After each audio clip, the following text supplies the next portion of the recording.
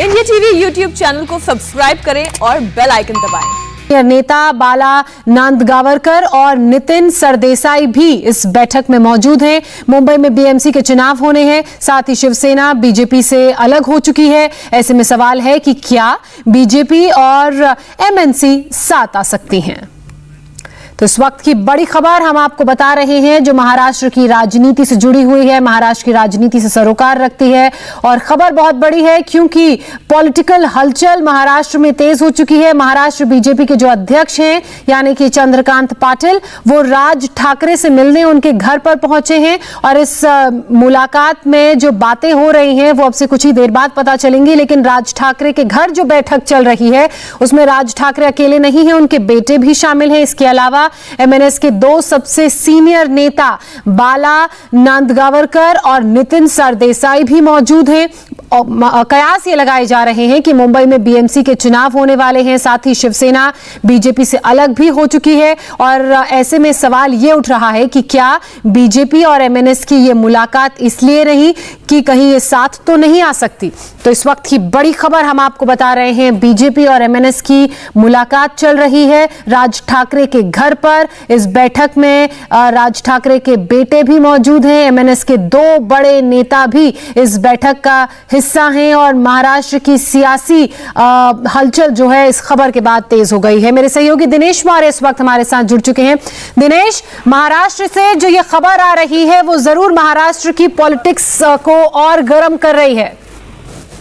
बिल्कुल, देखिए जिस तरह से तीनों दल एक साथ हो गए, कांग्रेस, एनसीपी और शिवसेना, उसके बाद बीजेपी भली अभी भी राज्य की बड़ी पार्टी हो, लेकिन अगर तीनों ये दल साथ में आ जाते हैं तो ऐसे में बीजेपी को एक साथी की जरूरत है। और क्योंकि शिवसेना मुख्य विपक्षी जो विरोधी दल है तो बीजेपी के, तो वो चाहते हैं कि शिवसेना में सेंध लगाई जाए, उनका जो वोट बैंक है मराठी वोट बैंक उसमें सेंध लगाई जाए। और इसी के लिए उन्हें जो एक आदत अच्छे साथी की जरूरत है।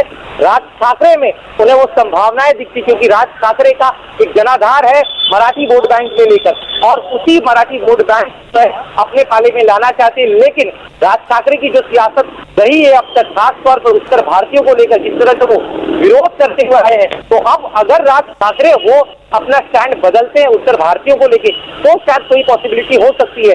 क्योंकि राज ठाकरे ने कुछ समय पहले ही जो है हिंदुत्व का साथ पकड़ा है, तो ये कॉमन ग्राउंड दोनों दलों के बीच बन रहा है। लेकिन उत्तर भारतीयों को लेकर राज ठाकरे के जिस तरह से बयान रहे हैं उस पर कुछ क्लैरिटी बीजेपी चाहती है। फिलहाल तो उनका यही कहना है कि इस समय जो है गठबंधन मुमकिन नहीं है, लेकिन अगर राज ठाकरे गठबंधन मुमकिन नहीं है दिनेश, लेकिन ये मुलाकातें जरूर हो रही हैं। और खासकर इस बैठक की बात की जाए तो इस बैठक में राज ठाकरे अकेले नहीं है, उनके बेटे और पार्टी के दो बड़े नेताओं के अलावा बीजेपी के अध्यक्ष चंद्रकांत पाटिल से मुलाकात चल रही है।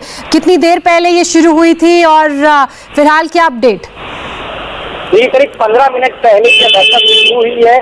और इस बैठक में आने से पहले जो चंद्रकांत पाटिल है वो राज ठाकरे के उन तमाम भाषणों को सुनकर आए हैं जिसमें उन्होंने जो है कथित रूप से भड़काऊ भाषण दिए थे उत्तर भारतीयों के खिलाफ। तो उन भाषणों को सुनकर आए और उन्हीं भाषणों को लेकर कुछ क्लैरिटी बीजेपी को चाहिए। और इसीलिए देखिए बीजेपी का कोई छोटा बड़ा नेता नहीं बल्कि सीधे जो राज्य के अध्यक्ष है बीजेपी के महाराष्ट्र के, वो खुद आए हैं। तो इससे आप गंभीरता समझ सकते हैं कि बीजेपी जो है बड़ी गंभीरता से जो संभावनाएं बन सकती है राज ठाकरे के साथ उसे तलाशने की कोशिश कर रही है। लेकिन क्योंकि अभी अगले साल उत्तर प्रदेश में भी चुनाव है और इस तरह से एंटी नॉर्थ इंडियन रुक रहा है राज ठाकरे का, तो कोई भी बड़ा फैसला लेने के पहले बीजेपी जो है पूरी क्लैरिटी चाहती है राज ठाकरे की तरफ से। और इसीलिए आज की बैठक बहुत अहम है। अच्छा दिनेश, ये जो दोनों ही दल हैं, दोनों की विचारधारा मिलती नहीं है, लेकिन विपरीत विचारधारा के बाद भी जब दोनों ही दल के जो सीनियर लीडर्स हैं वो मिल रहे हैं प्रदेश के, तो ऐसे में कुछ ना कुछ कयास तो लगाए ही जा रहे होंगे वहां पर।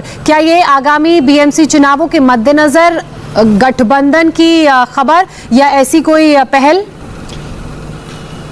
देखिए, न सिर्फ बीएमसी बल्कि बीएमसी के अलावा ठाणे, कल्याण, डोंबिवली, उसके अलावा नासिक और पुणे महानगर पालिका, इन सभी जगहों पर अगले साल चुनाव होने वाले और इन सभी जगहों पर एक बड़ा मराठी वोट बैंक तबका है। और चूंकि बीजेपी उस वोट बैंक को अपने पाले में लाना चाहती है और इसीलिए उन्हें जो है राज ठाकरे की जरूरत पड़ने वाली है और इसीलिए वो अभी कोशिश कर रहे हैं और यहाँ पर संभावनाएं क्या निकल कर आती है। आज पहली बार ऐसा हुआ है कि महाराष्ट्र बीजेपी के जो अध्यक्ष है वो राज ठाकरे के पास गए। राज ठाकरे की तरफ से भी जरूर कुछ ना कुछ पहल की जाएगी, लेकिन अगर संभावित अगर ये गठबंधन आगे चलकर बनता है तो आज उसकी पहली बुनियाद आज की इस बैठक के बाद रखी जा सकती है। जी बिल्कुल, और इसीलिए ये बैठक बहुत अहम भी मानी जा रही है क्योंकि एक मराठा वोट बैंक भी है और दूसरा किस तरीके से अब इन दोनों ही दलों में जो विचारधारा का मतभेद है वो खत्म हो पाता है। क्या कोई इसके अलावा कोई खास एजेंडा लेकर भी बीजेपी के प्रदेश अध्यक्ष वहां पर गए हैं? क्योंकि आपने थोड़ी देर पहले ये भी बताया कि जो तमाम बयानबाजियां एमएनएस की तरफ से की गई हैं उस पर भी स्पष्टीकरण मांगेंगे। जी बिल्कुल, देखिए अभी आज की बैठक को लेकर जब हमारी चंद्रकांत पाटिल से बात हुई, उनका साफ तौर पे यही कहना था कि हिंदुत्व के मुद्दे पर जो है वो दोनों ही दल साथ है, तो उसमें कोई दिक्कत नहीं है। बीजेपी का भी ग्राउंड यही है, हिंदुत्व एक मुद्दा है जो उन्हें साथ ला सकता है, लेकिन दूसरा जो मुद्दा है उसको लेके और सफाई सीधे राज ठाकरे से वो चाहते हैं। 3 से 4 ऐसे पॉइंट्स हैं उनके पिछले कुछ सालों में जिस तरह से उन्होंने उत्तर भारतीयों के खिलाफ जब भी भाषण दिया था तो उसमें से कुछ 3 से 4 ऐसे मुद्दे हैं जिसमें और सफाई बीजेपी चाहती है, क्योंकि अगर कोई बड़ा फैसला लेना होगा बीजेपी को, महाराष्ट्र बीजेपी को, तो उन्हें अपने केंद्रीय नेतृत्व से बात करनी होगी और केंद्रीय नेतृत्व से बात करने से पहले राज्य की जो बीजेपी की इकाई है वो एश्योर हो जाना चाहती है कि अगर इस पूरे गठबंधन को लेकर आगे बढ़ना है तो राज ठाकरे उत्तर भारतीयों को लेकर क्या समझते हैं, पब्लिकली जो उन्होंने इतिहास में बयान दिया उसके अलावा अभी उनकी आगे की रणनीति क्या होगी। क्योंकि राज ठाकरे देखिए हमें यह भी समझना होगा, मन से भी खुद अपने अस्तित्व को लेकर जूझ रही है। जिस तरह की शुरुआत उनकी 2009 में हुई थी, 13 सीटें जीतकर लेकर आए थे, लेकिन पिछले 7-8 सालों में लगातार मनसे का जो ग्राफ है वो गिरता गया है। लेकिन मराठी वोट बैंक में अब भी उनकी अच्छी खासी पकड़ है और शिवसेना जिस तरह से कांग्रेस एनसीपी के साथ आने के बाद अब देखना यह है कि जब मुलाकात खत्म होती है तो क्या बातें निकलकर सामने आती हैं। बहरहाल बहुत शुक्रिया दिनेश आपका तमाम जानकारी के लिए।